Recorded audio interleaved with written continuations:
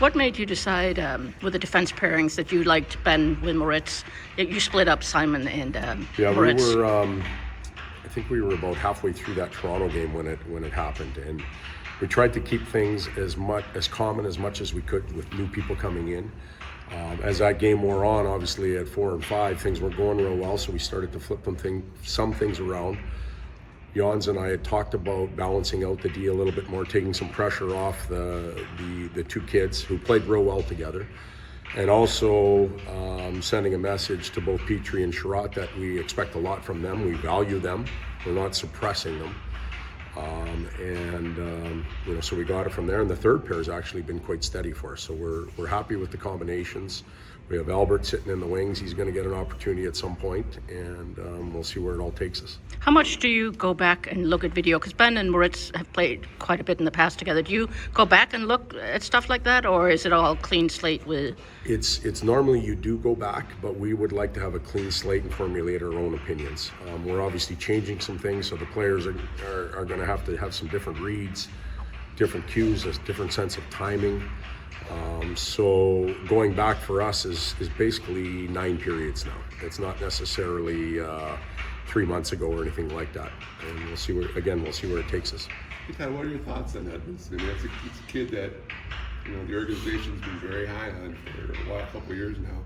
What are initial impressions, or what do you think from the outside or whatnot? Well, you said two things in the question. You said kid and high on, and I think they're both applicable to each other. We are high on him. You can see the raw talent that's there, the legs, the length, the skating ability. He's a competitive young man, but he is just that, a young man. And he's got a lot to learn. He's got some strength to gain. He's got some experience to gain. He's got to understand the ups and downs of the game, and he's going to get a chance to go through that. But he is just a kid, and there's not a lot of 20-year-old defensemen that get popped right into a top pair and play 27 minutes a night. They're few and far between. He showed he was capable of it, but he also has to learn how to play the right way and be taught and held accountable and rewarded, and all those things that young players, whether it's forward or D-man, experience. We have to get Simon through all of that. Is that partly, learning, like penalties? He's taking some penalties at crucial moments. Yeah, those are moments. When you're 6'6" and your stick is 7 feet long, there's so much benefit to all of that. But it's also, I think of the penalty the other night. There's also a reckless element to that where, as strength comes and timing and a sense of being solid, the stick controls a little bit better. You keep your legs moving. All of that's part of growing up, and you can't rush Mother Nature. She dictates how quick you evolve. We can help him with a lot of hockey stuff, but she's going to be in charge of some of his development too. How special were the Red Wings, I guess is what I'm getting at, throughout your coaching career? Well, this isn't going to be I hope it's not going to be a degrading comment for younger players or coaches that come into the league, but I always say you come into the league in diapers, and you grew up in that family means a lot to you. And I got into the league in diapers, and your first set of diapers is the one that you really latch onto.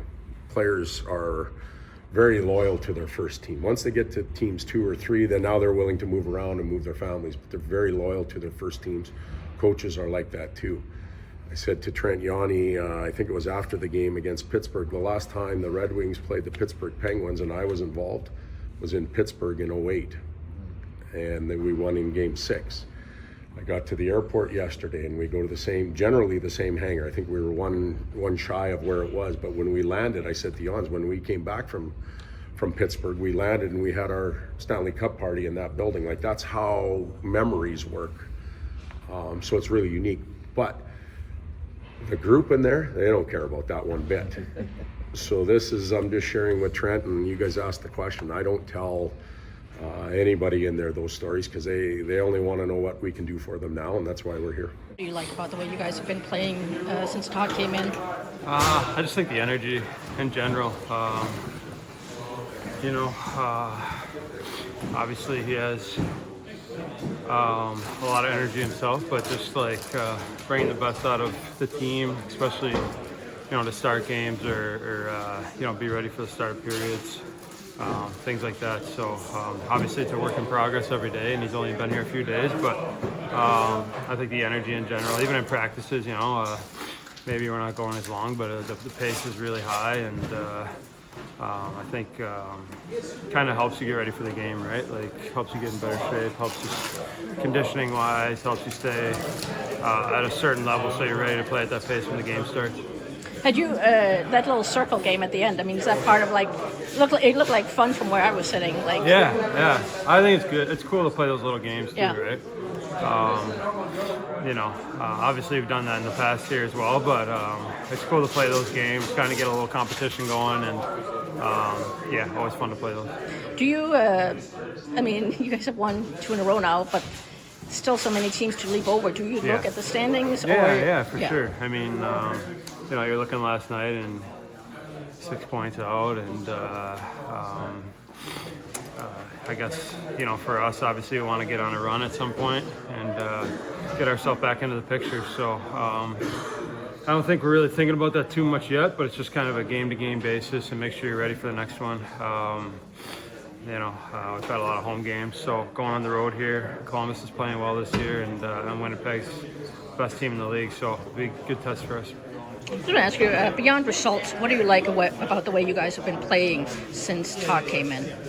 I just think we play a lot faster if we have the chance. Obviously, we're not going to be perfect, but I think we're playing with more intensity. Starts have been really good for us. Obviously, tweak the PK a little bit. Obviously, I think that's something they implemented right from the start, and it's working out pretty well. Obviously, we're still learning. Probably going to change a couple things along the way, but obviously that was, I think, the start we were looking for. Has it helped now? I mean, he's had a few practices, and you guys are kind of getting used to one another, the team and him. Yeah, I think that helps a lot. Obviously, I think for the Toronto game, it could have went either way. I think the only thing that he praised was that we're not giving up, and I think we did that even though it was a tough score. And we kind of translated it into the new practices, into the games, and I think we're just getting used to each other now, and obviously you can feel good energy on the ice. Do you like that little circle game there at the end of practice? It looked fun from where I was sitting. Yeah, obviously it just gets everybody going. Everybody's detailed, and a little bit of fun is always good for sure.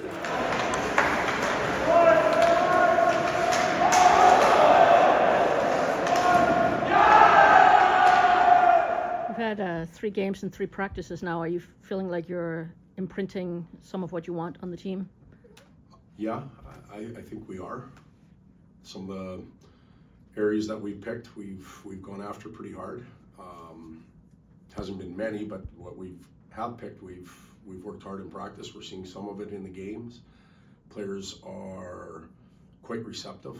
The effort we're getting in practice is sharp. They're coming to the rink to get better, not just to practice. And so far so good, but it's still honeymoon. We'll see where it all goes later on. Todd, is Bergeron a guy that you want just to see his offensive talents and skills kind of come out? I think one thing he said was you told him to just kind of let Play it loose. free. Yeah, play free. Yeah, I think that's very fair.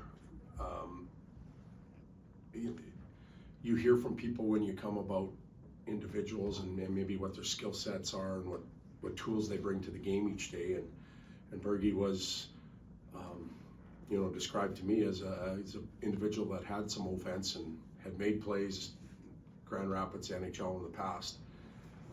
And I think when a new coach comes in and you're a younger player, you're afraid to err, you're afraid to make mistakes. You just want to play a nice, safe game and not be talked about. And sometimes you're talked about because you do play that way. We saw last night he does have some pretty good offensive instincts and talent, and we want that to come out with a smart game all over the rink, though. The circle game at the end, is that just a fun, intense way to end the practice? Well, it has a fun element to it, but the the battle in the middle for body position, the quick hands and quick vision that comes into play, that's all about what happens in and around the blue paint. And if we want to score goals, we have to go there. and make those types of plays. It also forces the goaltenders to really move quickly.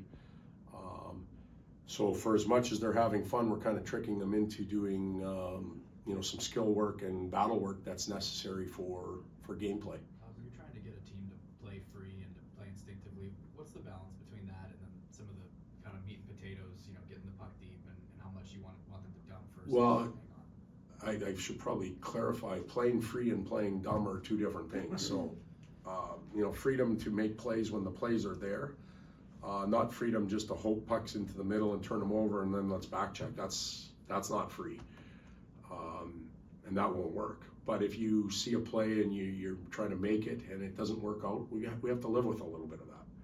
We have to have some offense. But if you're just careless, you're reckless, you just turnover after turnover, that's not going to work real well. So free is not careless.